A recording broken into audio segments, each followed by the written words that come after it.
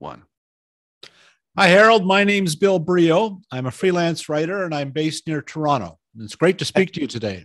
How are you, Bill? I'm Harold, and I'm super excited to talk to you today. And I love your beard. It's so cool and groomed, and like I dig it, man. It's very fancy. And you got your HBO shirt on. Like, come on.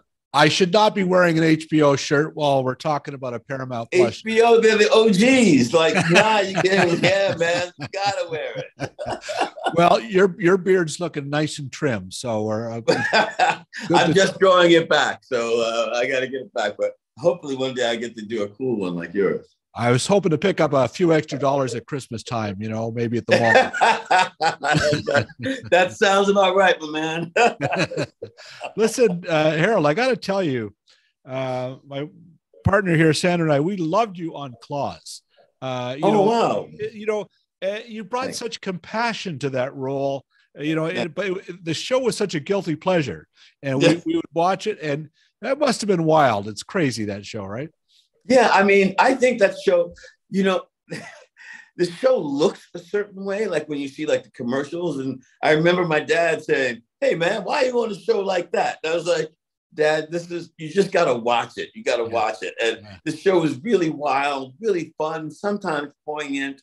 Those women are really just so great to work with. And like, for me to get to be part of that, like, yeah, and to play that kind of character that's so tricky, you know what I mean? That's so like intricate, and you really got to find like the right balance to strike so that like nobody's making fun of Dean. You know what I mean? I really did love it, and I love working with every one of those ladies, like from the top down, like our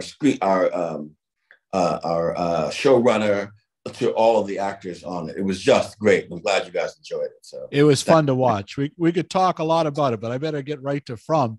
I guess we got to do that. That is why we're here. No HBO, no TV. I know, off on the wrong foot. But when you're choosing roles, like From is such a departure. You've done a lot of dark dramas. You've done a lot of great shows. But what was it about From that made you want to play this character, Sheriff Boyd here? Look, from the off, he's like the lead of the show, and so any chance you get to like be the lead of the show, you're like, yes sir, let me take that one. But more importantly, the writing of the show was so good. Not just the writing of Boyd. Like, Boyd was really interesting and compelling, and I wondered so much about what he was doing, why he was doing the things he was doing. But I was really intrigued by all the other characters. And actually, because we were still in the midst of the pandemic, this idea of like these different ways of dealing with this monster that we don't know, that we have no idea how to deal with, but these two very different ways of dealing with it, but yet we all have to do it together, was super interesting to me. This idea of the town, the colony house, was very reminiscent of what was happening around the whole world. So for me, it felt like a great way to do that, like tell that story. Even I live in a place called Brampton, Ontario here, and we've been trying to move for a few years. It's hard. We're kind of stuck here in a way because the way the housing market has worked. But a lot of people must identify with From, because a lot of us are stuck in the place we're at, right?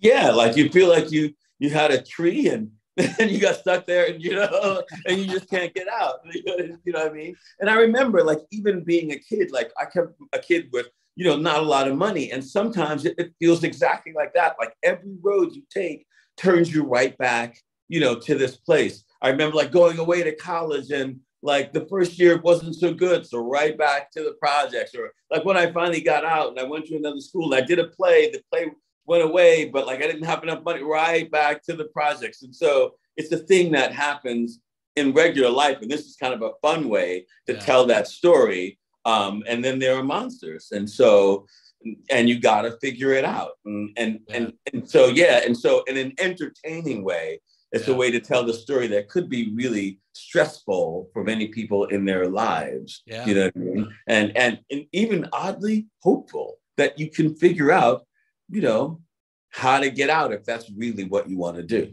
Yeah, that's true. You read all the comments on the show; they're really positive. Also, just what did you learn? And we don't have much time here. I got 2 minutes. Oh, sorry. Right. I'm over talking. I'm so sorry. But what did you learn from other showrunners? Like you say, you're number one on the call sheet. You've had this amazing career on many great shows. Anything specific you learned from watching others who are number one? You know what? When I talked to Jeff Pinkner, who is our showrunner on this one, and you'll have to forgive my language here, he said, "Hey, Harold, you know what? For me, the number one thing on our show, no assholes, no assholes." And I was like, Jeff, that's exactly what I think too. And so that one thing makes our show like really great, because when you have people who are there to do the work, who are interested in the project, who are not like, the project is not about my ego or somebody else's ego or like whatever. Like, we're here to like do something that's fun and entertaining. Like, that's exactly the job that we're going to do. And that's exactly what we do. You know what I mean? We entertain people. There's no need to be crazy and unhappy and like it can get sometimes. It's true. It's true in a newsroom, in a newspaper, anywhere. No assholes. And the more showrunners I talk to who have had success, who are into their career, they have a no assholes policy. You know. So okay. I guess it was okay to say that then. There you go. No. Quickly, give me a Shaun Majumder story. I know that you guys had some fun. He likes to improvise. I've known Shaun for years. Shaun Majumder. Here's the thing. I think there are so many stories. But I remember one day, Shaun, we were talking about like Jamaica, and I'm not from Jamaica, but I had been there. And he said, "Well, what you saying, boy?" And he jumped into this like Jamaican accent that's better than any accent I will ever have in my whole life. I can practice it forever. I'm never going to be as good as Shaun. And so I remember just laughing. And so every time I see him now, he go, "What happening, man?" That's so funny. He's so good and so funny, and I love that dude so much. Okay, so quickly. Are you afraid of spiders? 100%. Okay, all right.